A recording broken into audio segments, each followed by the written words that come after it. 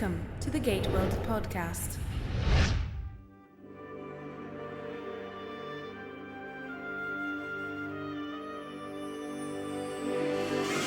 Welcome to episode 155 of the GateWorld podcast, a show where two nerds talk about all things Stargate.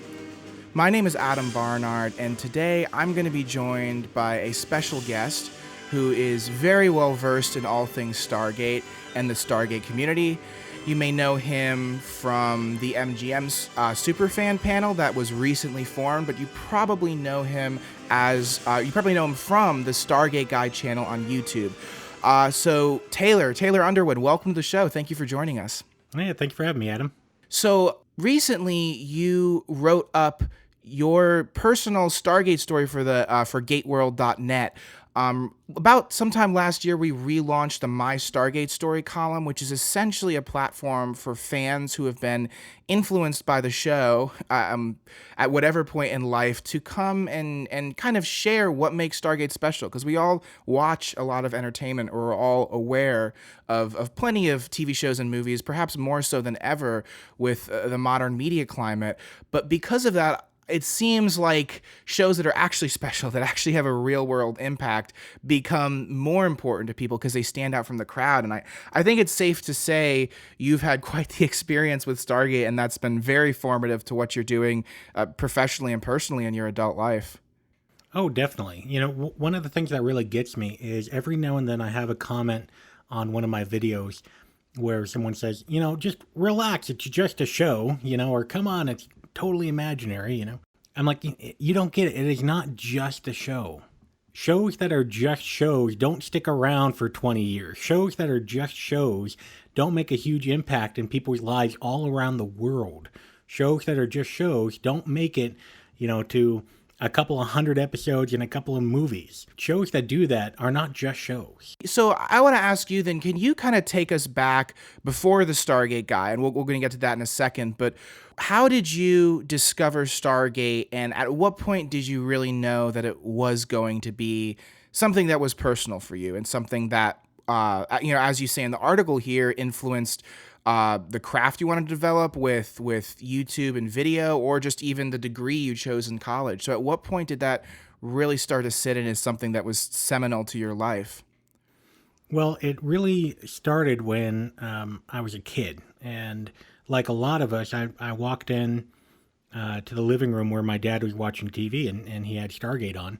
And I'm like, oh, hey, what's this? And, you know, he told me a little bit, and I sat down and I started watching it. And you know, I was just seeing, it was right in the middle of this battle scene. So you had guys, you know, wearing green that were shooting these aliens that were wearing this armor, and they were dropping like flies. And, you know, it was kind of like this really cool battle scene. I'm like, hey, all right, like this is a cool show. My dad and I always watched, you know, Star Trek and war movies and that kind of thing growing up. So it's like, oh, all right, this is cool. So it was interesting that the episode after that, you know, we were watching on TV.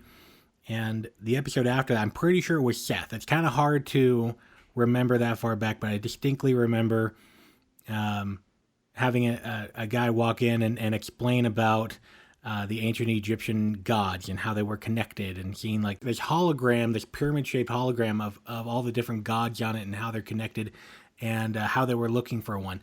And so I'm 100% sure that's Seth now. And I was and I still am. I'm a huge history buff, and I love history in school. I'm like, this is really cool. So this is a show that has like action, and it has history in it. This is awesome. Like, Dad, why have you been keeping this from me? It's kind of like a combination of all your interests, right? Yeah, exactly. And so how old were you when this happened? And also, was this when SG-1 was still on air? Was it when it was on Showtime? Like what year was this? This is when it was still on air, and it was, well, Seth is early season 3. It's season 3, episode 2. And I remember we had the first 2 seasons on DVD, but the 3rd season hadn't come out yet. So that might have been your first experience that introduced you to the elements. At what point did you really start to get into the story? Like what traversed that gap between a casual viewer to a diehard fan? What really brought you into the world? The DVDs. Okay, well, no, that's great. Yeah, I guess we take it for granted because there was no on demand back then. There was no Netflix. It was just you had to have the DVDs. Yeah, there was no Stargate Command.co. Even then, we had freaking dial-up, so that would take forever and cost a fortune.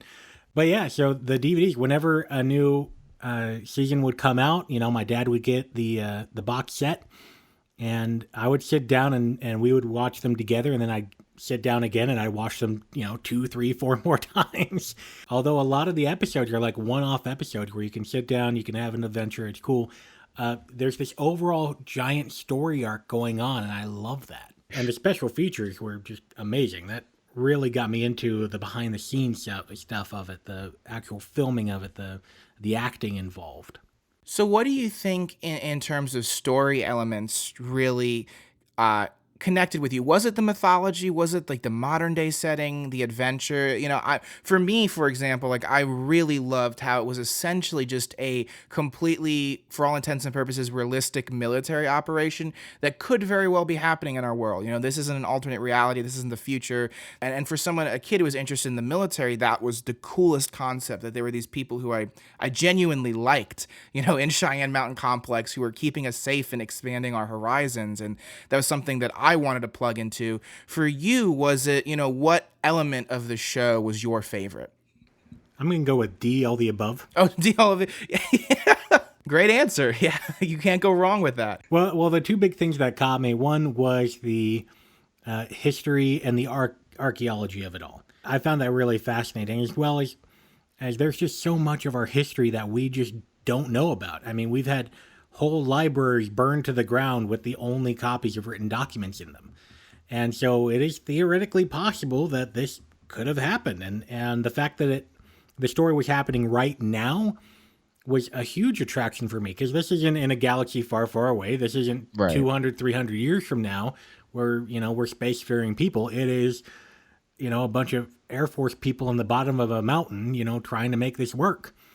And so the action, the history were the two big things that it was happening now. That just really connected with me. And it's the same with you, and it's the same with the majority of the audience out there. Yeah, I mean, it's always wild to hear how diverse each fan experience is.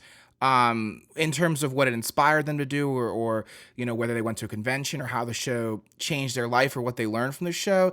And it can be totally different. We can all be from different countries, but at the end of the day, the core reasons why we love Stargate are often very similar, regardless of how we got introduced or inspired. And that's why I think the Stargate community feels like such a diverse fandom, but also a very unified fandom.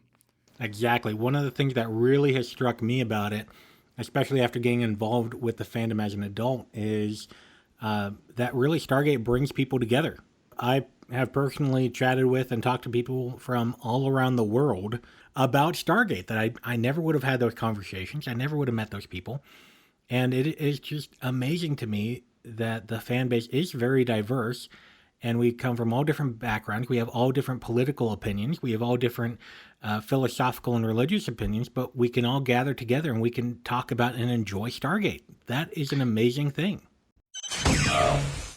So let's talk a little bit about how this affected your adult life. Like, tell us about, your college experience, and then how you got your foot in the door with fandom and eventually became the Stargate guy and got on the MGM Superfan panel.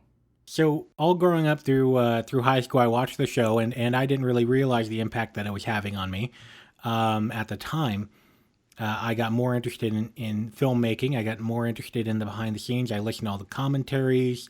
I started to pay attention to like how Martin Wood versus Peter DeLuise would shoot scenes. But growing up, I was always told, getting into film work, getting into acting, that kind of thing, it's like a 1 in a million thing. So just do that for fun as a hobby, but primarily focus on something else. And so when it came time for me to go to school, I really loved the character of Daniel Jackson, favorite character growing up. And so really I found that I had a lot of the same interests that character did. And I thought that he was a pretty cool archaeologist. Not a lot of archaeologists are out there and they can dig up a fossil or they can, find artifacts, as well as, be decent with a M9 or a P90. And so it kind of has that as like a background thought. I went to college where I studied to have 2 bachelors of science in anthropology and history, as well as a museum study certificate. And that can be directly related to the character Daniel Jackson. And during college, I was watching YouTube, and I was really big into board games. So I was watching board game review videos, and I thought, you know what, I could do that, So I went down, I got this cheap camera from a big box store, and I sat down and I rewatched all of the special features for SG-1. I loved it when, instead of talking about, some of the characters where, like Martin Wood would talk about, why he framed the shot like this. Why he had the blocking, why Tilk walked from the back right to the front left. Loved it, ate it up. So that really helped me start making YouTube videos. And at first I didn't make them about Stargate. I made them about board game reviews, and I really hope no one ever finds those videos. Then started making videos about how it's okay to be a man and a geek at the same time. And so I started making them about Star Trek and Harry Potter, as well as beard oil and the correct way of shaving and all sorts of different things. Then really something happened right before my senior year of college that forever changed not only my perspective on Stargate, but also my life. And that is when I was at home and I was working during the summer to save up some money. So my mom and my dad were there, and so I was hanging out with them during the summer. And one day I came back from work in the afternoon, and I was hanging out on the couch watching Stargate, go figure. And my mom and my sister, who lives across town, walked in. And I'm like, oh, hey, like, that's unusual for you guys to be here. Like, hey, what's up? And they came in and they said, Taylor, your dad died. Wow. Excuse me? What? Like, are you joking? They're like, no, wish we were. But he was installing a water heater at the dental office where he worked, and he was doing it alone, and he had a massive heart attack, and he died. And after, I'm going back to college in a week and a half. Yeah. So after, trying to get my mind around what was going on and the logistics and everything, and the memorial service and all that fun stuff that happens when someone we love passes away, I really started thinking back about what my dad and I did together and what brought us closer together. And one of the things that really brought us closer together was sitting on the couch and watching TV and watching movies. And specifically Stargate was something that we watched for a very long time. And this was after Atlantis. This was after Universe, so we saw all of it. This was only a couple of years ago now. We're going on 3 years, back in 2016. And so I realized that Stargate really helped bring us together. And I went and sat down and I started rewatching some of the episodes. And when I was watching the episode, just like I could feel like he was there kind of on the couch watching with me again. And that's when I realized that, this isn't just a show. Up until that point, I always thought, yeah, it's just a show. We enjoyed it. But that's when I realized that it was more than that. And that's when I really got plugged in with the fan base. That's when I started making Stargate videos on my old channel.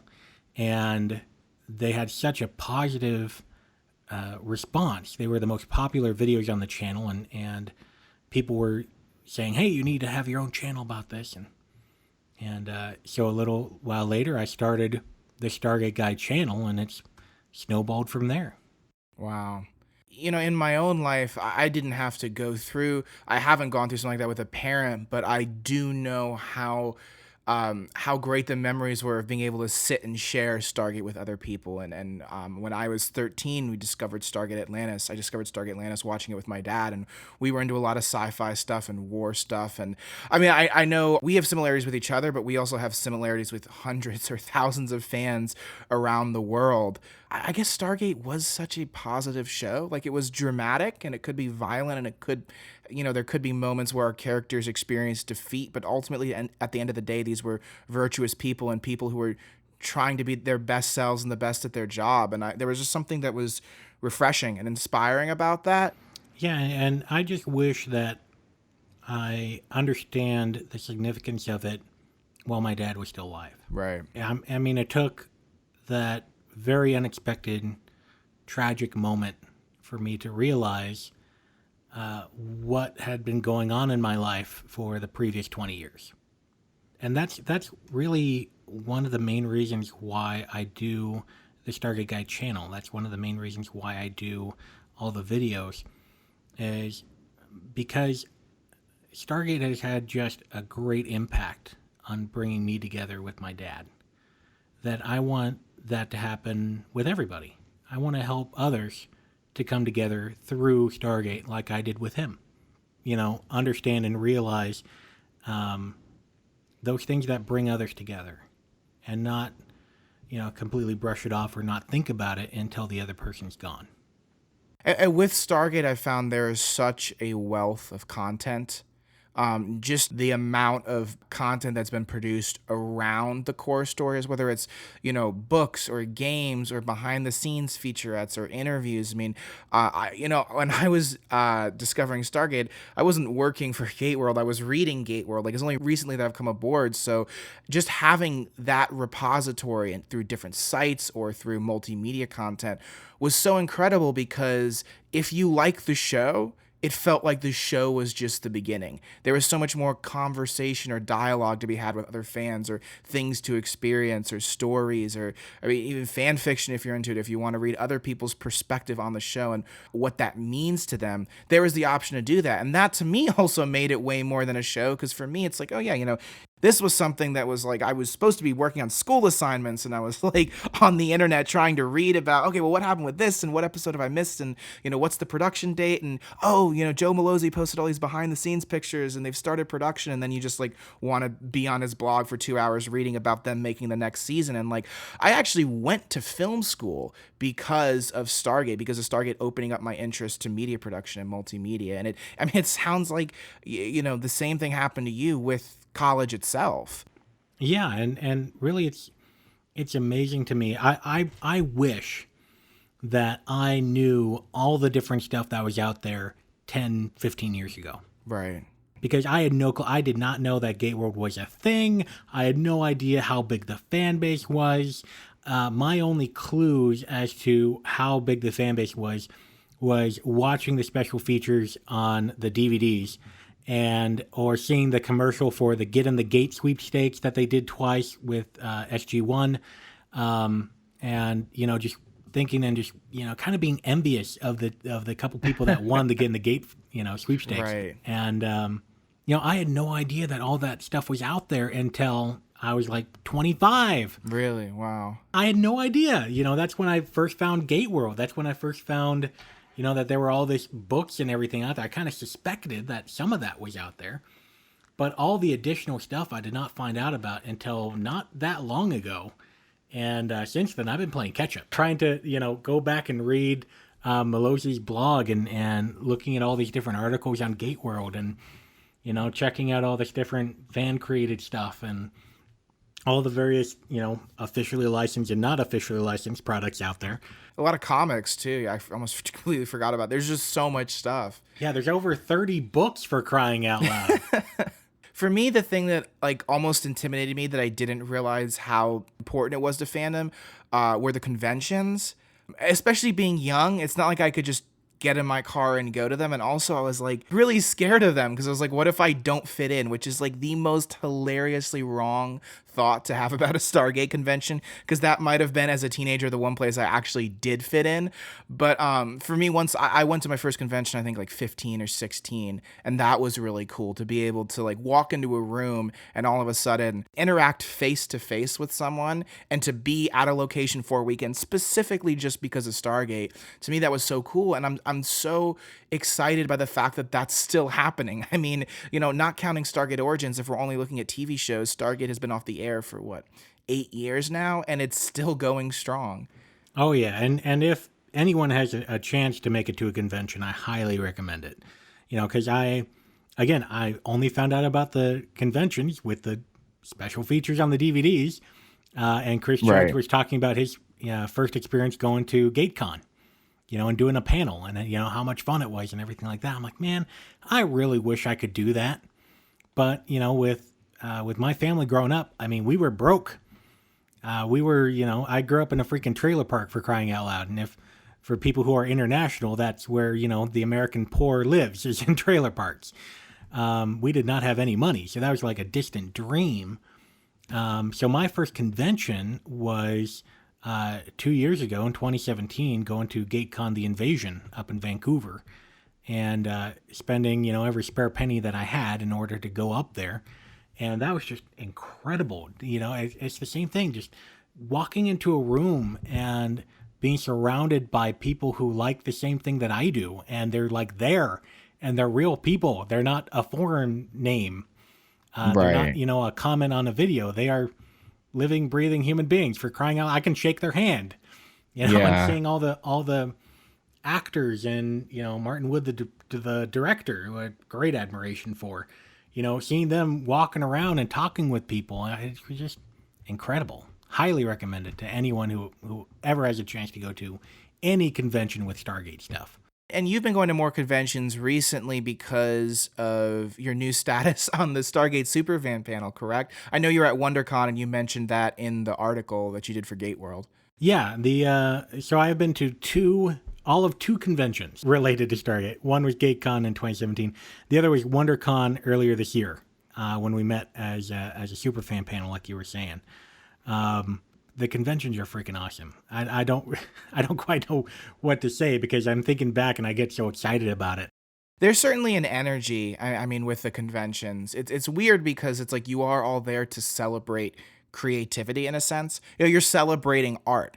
When I was young, I used to think, oh, conventions are for like, business or finance or some kind of summit that related to industry or with weapons or had to be like part of a career field. And this was like, no, there are hundreds of people who want to come to a room and meet the actors and interact and spend an entire weekend of their lives. We're so busy nowadays in our culture to be able to take that time away from everything else. I still think it's very profound, and I'm glad that it's going. And I was very fortunate with my first convention. And in a way, I'm really glad it was my first convention going to GateCon. That's because I had the Stargate Guy channel was going, and one of my subscribers actually said to me, hey, you should talk to different conventions, and you should get a press pass so that you can go in and you can talk to people and use it for content for the channel. And I'm like, wait, there's a press pass? Like, I don't have to buy a ticket? I can do that? Yeah. Tell me about this. Like, how do I do that? And so I got a press pass for GateCon, sorry, and I managed to contact the people that were running it, very nice people, and I said, hey, like, is there any chance in a blue moon that I could interview anybody from the show? And they said, yeah, sure, like, who do you want? And I sent them like a list of like 15 names, and I'm like, anyone on this would be great. And they're like, oh yeah, like no problem, like we'll fit you into the schedule. And most of the people that were on the list I ended up not being able to talk to, because of different conflicts and everything. And Scheduling, yeah, scheduling, like, Chris Judge owes me a rain check. But yeah, so I was able to sit down and I was able to interview and talk with, people that I saw on the television and people like I really admired. Like I was able to sit down with Martin Wood and interview him a little bit. And I wasn't even planning on doing that. He just volunteered, right place, right time, to sit down and talk with me about it. And, Cliff Simons, who played Ball, and Peter Williams, who played Apophis, Colin, who was Major Davis. There's all like these really cool people who was able to sit down and talk with. And I am amazed to this day that I was able to say anything during those interviews, because part of my mind was freaking out, just going like, oh my God, you're actually doing this. Like dream come true kind of thing. What was incredible is there were times during those interviews where I could just feel like in the back of the room, like my dad was kind of hanging out and sitting there and watching the interview and just being like, yeah, this is really cool. Like, way to go, Taylor. I haven't shared that with anybody since writing the article and this podcast. And thank you for sharing it. I mean, it's very, very powerful stuff. Well, I'm happy to do it, and really that's why I keep doing the Stargate Guy channel, is because I'm seeing that it makes a difference in people's lives, and that's why I'm doing it, because it has made that impact in my life. So I have no problem talking about my relationship with my father. I got no problem talking about how Stargate has impacted my life, because the more of us that do that, the closer it brings others together. That's really what it's all about. I mean, Stargate does have really great stories. It has really good characters. It has really good setting, and it is a good narrative. But ultimately, the importance of Stargate is that it brings you together with who you're watching it with. And selfishly speaking, the more that the fan base really comes together and grows, the more of a market that MGM sees and wants to make content to feed that market. So before we move on to our Atlantis discussion, how are things going with the Stargate Superfan panel, and of what you can say? I know you probably have a non-disclosure agreement. Basically, at WonderCon, they didn't really fill us in on anything that was really happening until after the panel that we did at WonderCon.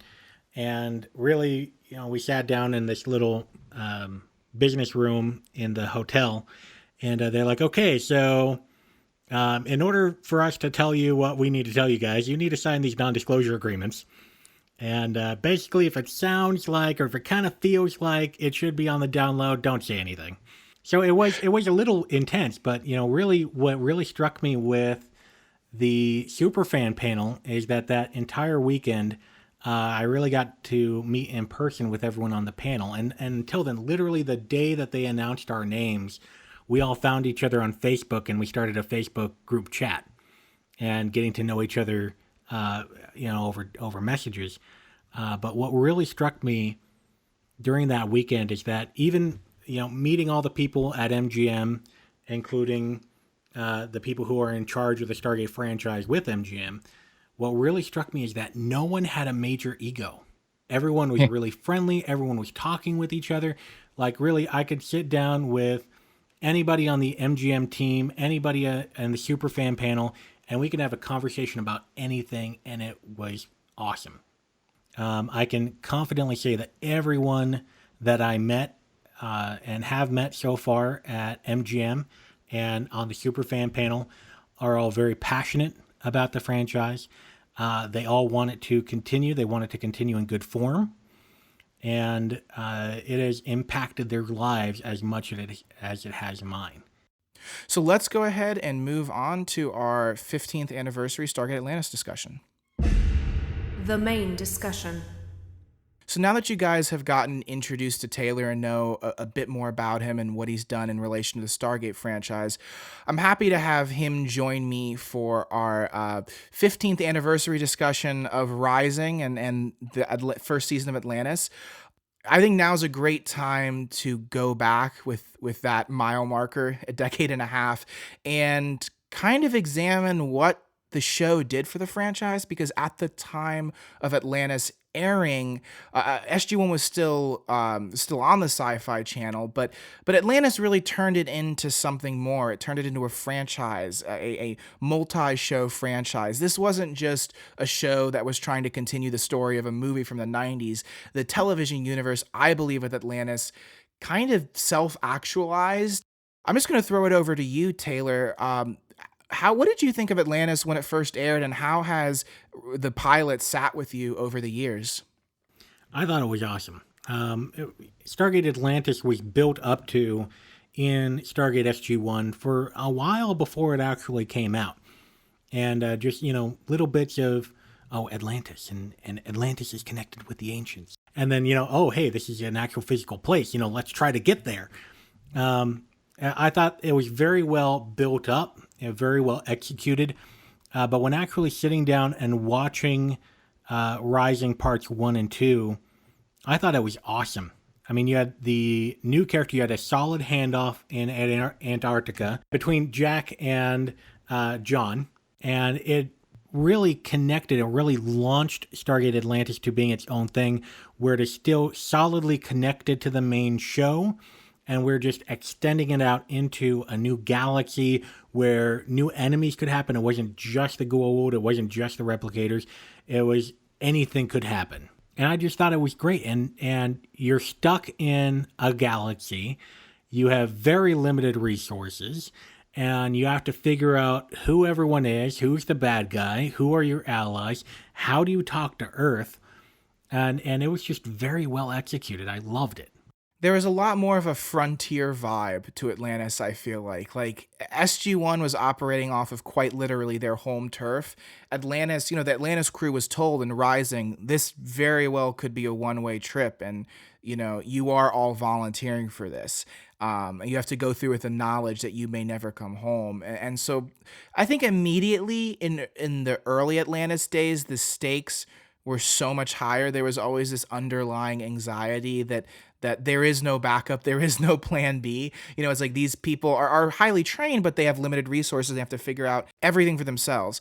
I actually had a really cool experience with Rising because it wasn't the first episode of Stargate I had seen maybe scenes or a whole episode of SG-1 when I was even younger, but I was 13 years old and I was watching the Sci-Fi channel. I was, into Star Wars and I was wanting to get into more sci-fi. And just by pure coincidence, I tuned in at the very beginning of a re-airing of the 2-part pilot. I had no idea what I was watching. This was really like my first thorough introduction to Stargate, and it just happened to be the pilot for Atlantis. So naturally, I was so engaged. I was like, wait, this is like high adventure, and this is all my interests. The modern sensibilities with the military and science, the fusion of the military and the science, and just a large scale production. I mean, the city of Atlantis was so gorgeously designed. Was familiar with Greek myth. I loved mythological stories when I was young. So to see that come to life in a modern setting, I was blown away. And it was, like you were saying, it was a real adventure. I mean, when you meet the Athosians, or when you first encounter the Wraith, when the Wraith Queen interrogates Colonel Sumner and sucks the life out of him, like, it was, I think at 13 it was much more terrifying than it would be now, but that was kind of the fun of it, because it was just so much edge of the seat drama, but something that was still rooted in really great character work, and something where all the characters were really well defined, between McKay and Taylor and Weir and Shepard. It wasn't like that cheesy 90s sci-fi that was trying to be edgy. It just felt very earnest and authentic. It almost felt, like SG-1 realistically captured what it would be like for the military to run an underground operation, that visits other planets. This weirdly felt very authentic for what a intergalactic exploratory task force would look like, not a Star Trek type thing. Like, if people can step through a gate and go to another galaxy, how would you organize it? What would that look like? And this felt totally real, and I was blown away. I had felt like I'd discovered a long lost friend in seeing the pilot of the show. Yes, and then for crying out loud, you come across space vampires. See, heck, man, when I was like, I lived in a somewhat rural area. When I would like walk back and forth to my friends' houses at night after watching Stargate Atlantis, I was a little on edge for a couple of months, because the Wraith were such a terrifying concept at that age. And like so much of it, like Rising and some of the early episodes take place at night. They try to cultivate the mystique and the fear, the kind of like primal aggression of the Wraith, and that was super cool, but also gave me a few nightmares at the time. Well, yeah, because with the Wraith's ability early on, being able to kind of mess with your brain and make you think that they're in one place when they're really in another. I mean, heck yeah, man. That scared me when I was younger. Every little rustle in the bushes. You're like, okay, wait. So does that mean that something's there, or is something right behind me? So between Stargate Atlantis with the Wraith and me watching I Am Legend, that Will Smith movie with like the Dark Seekers at like 12 years old, because I watched them both. I discovered Atlantis, I think it was in 2007. It was right as season 3 had finished up, or season 4 is going to begin. And so I kind of like got into both of those at the same time, and I was like, all right, no more scary stuff for me. I've maxed out.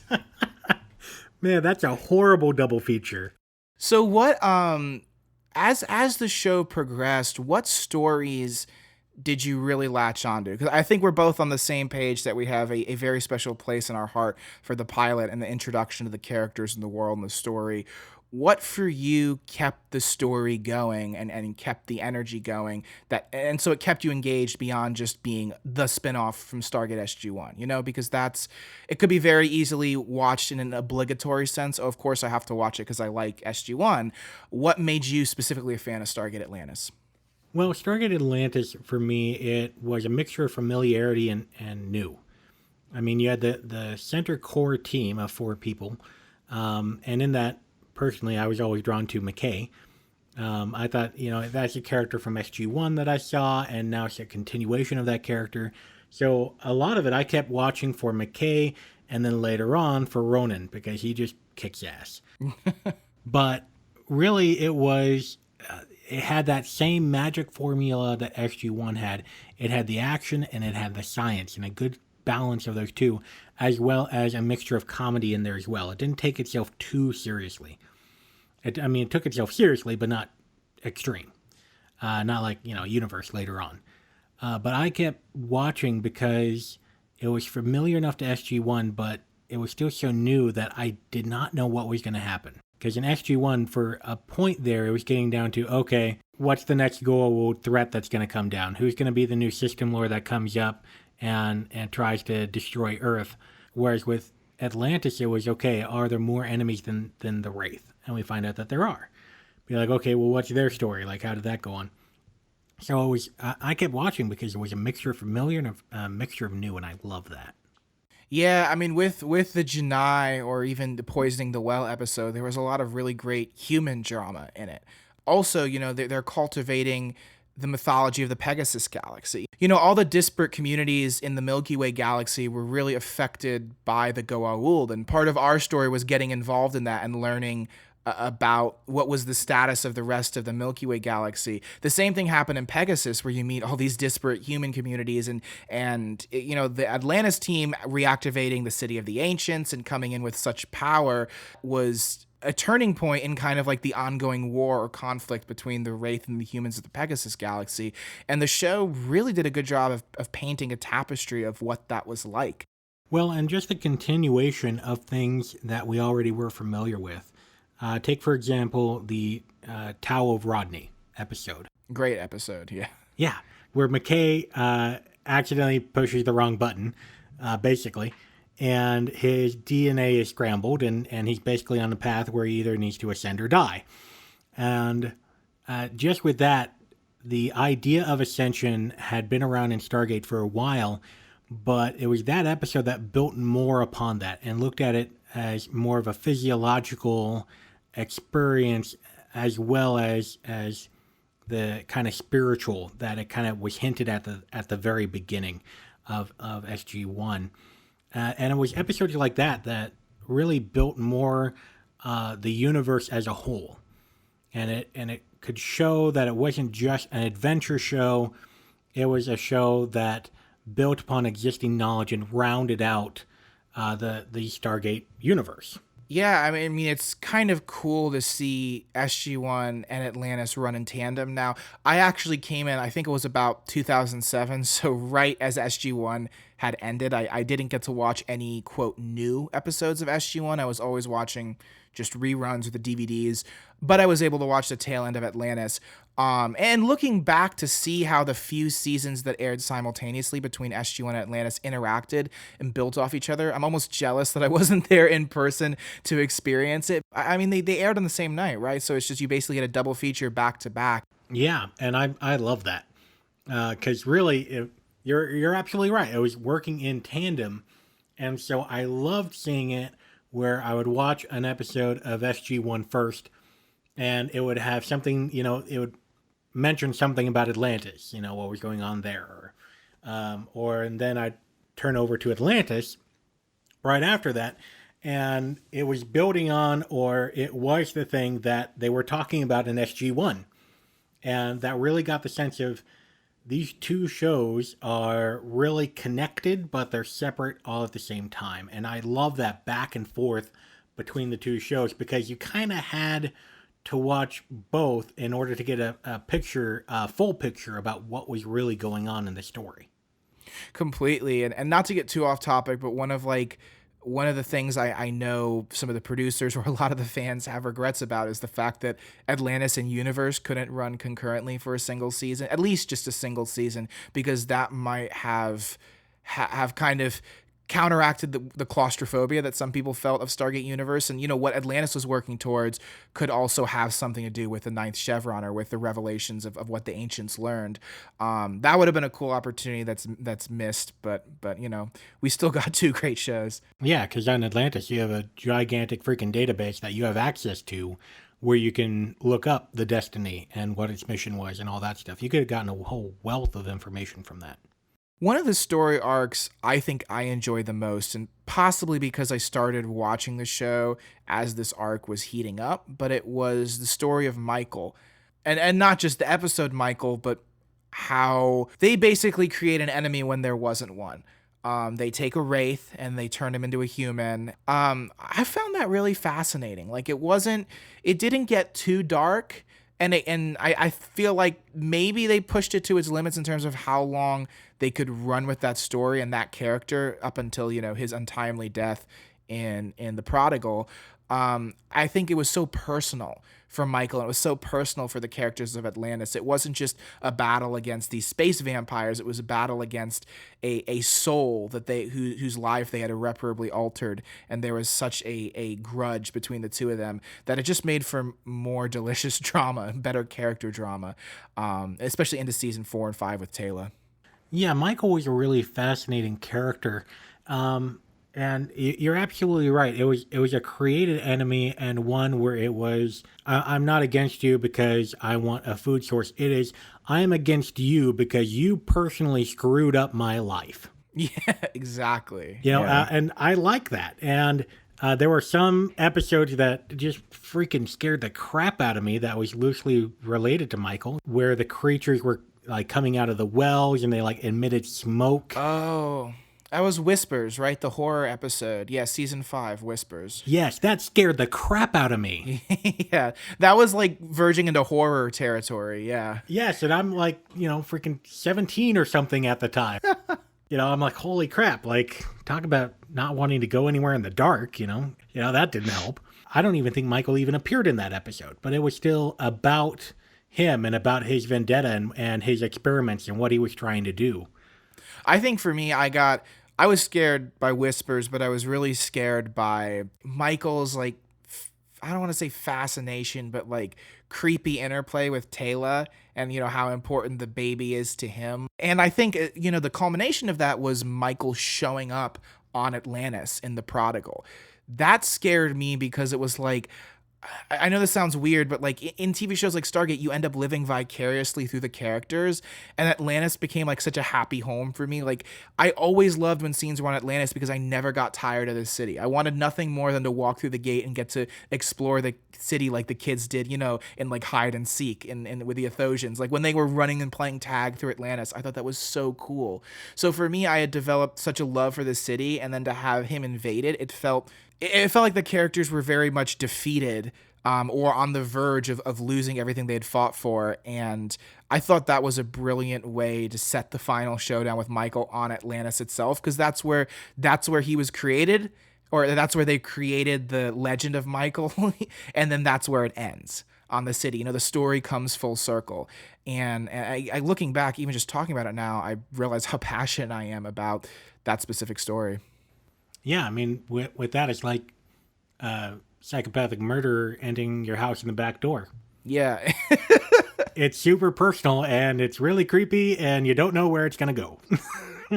So what other stories in all 5 seasons, just looking at the whole show, did you really enjoy? Or maybe one of the one-off episodes, because there were lots of memorable ones. Like for me, Midway is just such a blast. Like I can, any time of day, if you wake me up at like 3 a.m., when I have work the next day, whatever, I'll just be like, yeah, let's watch it. Let's do it. Like if it's Midway, I'll watch it any time of the day. So what about you? Do you have any favorite episodes or stories? Well, there's a lot of different ones. The whole story arc with Michael was terrifying, but fascinating. Midway was a really fun episode. I already mentioned it. The Tao of Rodney I thought was interesting. Where Rodney gets a parasite in his brain and he reverts back. He's like he has dementia. That story really struck me, and it's one that I've kept going back to, partly because I'm terrified that that's going to happen to someone that I love and care about. But also, that's where you really get to see like the more human side of Ronan. It was those kind of episodes that was a little bit out of the regular story arc, but really developed the characters well and really made you like connect with the characters. And particularly with the shrine, it relates to something that a lot of people deal with in their lives. And later on, after graduating college, I got a job with the state where I'm working with seniors and disabled people. And so I would go into memory care facilities of people who have dementia or Alzheimer's, and they just have no clue who they are or who anyone else is. And, going in there with family members of these people and you're seeing the look of pain on their face that their husband, their wife, their parent has no idea who they are. They're really nice about it. They're like, "Oh yes, dear, that's really wonderful. Yes, it's good to see you," but they have no clue who you are. And it's episodes like The Shrine that really hits home for a lot of people and really kind of tears the heart out of your chest a little bit. I mean, fortunately in that one, it works out because Rodney has main character immunity. Plot armor, yeah, a little bit. But it doesn't always work out for people. But that was able to show some people coping with a real life situation that a person could have at home. Yeah, Shrine hit me pretty hard when it first aired. I mean, I knew it was going to be a bit of a tearjerker, but it ended up being so well written. It respected those kinds of symptoms and the people who suffer through those conditions, but it also told a great story. And I mean, come to think of it, like I feel like my two favorite seasons of Atlantis are seasons 4 and 5. I know that's not a super popular opinion to have. And as you know, I loved the start of the show. I love the way it set up the dynamics of the galaxy and set up the characters and set up the mysteries that people would unfold.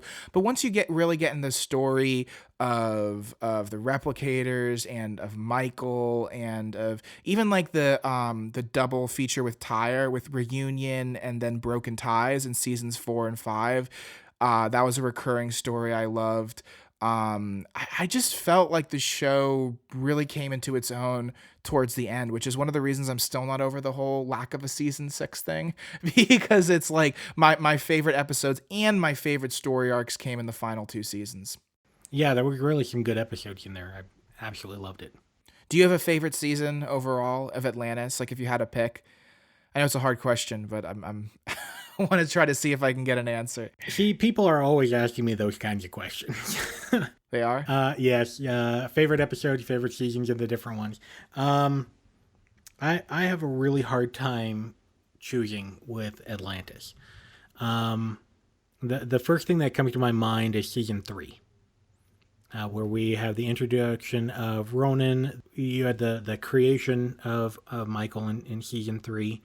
I mean, you have the episode Satita, where you learn all about his past and he gets some closure there because, a wonderful ancient drone can kill a wraith for sure. You had the Tao of Rodney in there. You got the ancients coming in and returning. It is a really good transition, and it is really good of closing one chapter and starting up another. So where do you, just wrapping up our Atlantis discussion, how are your feelings now about the season 5 finale and kind of Atlantis' legacy as a whole? Because while it's also the 15th anniversary of the airing of Rising, it's also the 10th anniversary of the Enemy at the Gates premiere, because Enemy at the Gate came out in January of 2009. We're in 2019 now. It's kind of scary to see how far in the rearview mirror Atlantis is at this point, but that also gives some valuable hindsight and retrospect. So I'm curious to get your thoughts about Atlantis' finale and where the story technically stands at this point to this day. Well, I think that really where we ended at Enemy of the Gate, I love that final scene that we have of Atlantis coming in, and you see the Golden Gate Bridge, and they're all on the balcony kind of hanging out, and they're finally at Earth. All of them are finally at Earth, and they save the day. I like that final scene. The actual story of Enemy at the Gate as a whole, I have mixed feelings about. Some parts of it where I'm like, that's less than likely of what has really been happening with what you guys have been setting up, like the whole super hive. And you talk about the wormhole drive as well. Oh yeah, but there are other parts of the story that I really liked. I loved having the final Wraith battle over Earth. I love that the imminent threat that the Wraith finally, apart from Midway, was a real threat to Earth. And that where we're left at the end of Atlantis, you would have to have one heck of a really good PR and marketing team to try to cover that up to everybody. It is a full circle moment, though, because Atlantis, in the first scene of Rising, left Earth. And now, at the final scene of Enemy at the Gate, it's back on Earth. I think, in theory, and in broad strokes, Enemy at the Gate is an incredibly satisfying finale. I felt it was more like 2 or 3 episodes instead of just 1 episode. So like my biggest complaint about the episode isn't the storytelling or the plot or even some of the technological devices like the wormhole drive. Like I can forgive that coming out of nowhere. I just wanted to savor the finale more than I could. It was almost like, oh crap, like we only have 1 episode left. We got to get everything in. At the same time, looking back, I've come to terms with that being the end of Atlantis. I worked for like a year and a half on the Stargate movies campaign. I had like an obsession with seeing more Atlantis come to life, whether it was the form of extinction or a mini series or whatever DVD movies they were planning to produce. 10 years down the road, not only have I kind of let that go, I've also come to really appreciate where Enemy at the Gate ended with these characters. And it's almost like with Universe, it's almost nice because you can craft your own continuation. You can kind of imagine what happened to these characters next, but you're not left on a cliffhanger like, say, with like the Kindred, where like the building falls on all the characters, and then Search and Rescue, the season 5 premiere, you're like, okay, who survived? How did they beat Michael? It had some kind of poetic finality to it, which I think makes Atlantis as a whole a very satisfying 100 episode story. Yeah, and that's one of the things is that this was the 100th episode. Stargate Atlantis made it, and made it to 100 episodes. But, I agree. Personally, and I know I'm going to get some flack for this. I'm going to get some messages for this. But personally, I wish, if I was a producer back then, I would have scrapped Vegas, and I would have extended Enemy at the Gate into a 2-parter. So did you not like Vegas as like a standalone episode, or is it just the fact that it got in the way of a more fleshed out finale? Yes. As a standalone story, I mean, you're jumping timelines, you're just randomly going to a different dimension, and that's really jarring. It's like, as much as John Shepard probably would have made a decent PI, there's bigger stuff happening, people. It kind of got in the way of everything else. It was a real break between the overarching story that was happening in season 5. And it was just a really, really jarring thing. I wasn't a huge fan of it. It was well executed. Right. I will give it that. It was well executed. I just enjoy the tonal divergence of it. Having the visual language and the style that we came to know from Atlantis was completely reborn just for that 1 episode. It was completely redesigned. So I appreciated that a lot. I actually wrote about it in the Legacy column I did, so that was one of like my top Atlantis picks, but it's okay. I totally understand, to each their own. Well, Taylor, thank you so much for joining me for this double feature discussion, both of your personal Stargate story and of these 2 Atlantis anniversaries. Where can listeners and Stargate fans find you? What are you up to now with the Stargate Guy channel? Well, with the Stargate Guy channel, I do a bunch of theories, racial profiles, character profiles, interviews, all kinds of different things. And you can go to youtube.com/The Stargate Guy, or anywhere on social media, just /The Stargate Guy, and you'll be able to find me. So I would highly recommend listeners and GateWorld fans go over and check out Taylor's channel. I think you have a video every week, right? So you've done this pretty consistently. Yep, one video every Sunday with a live stream the first Sunday of the month.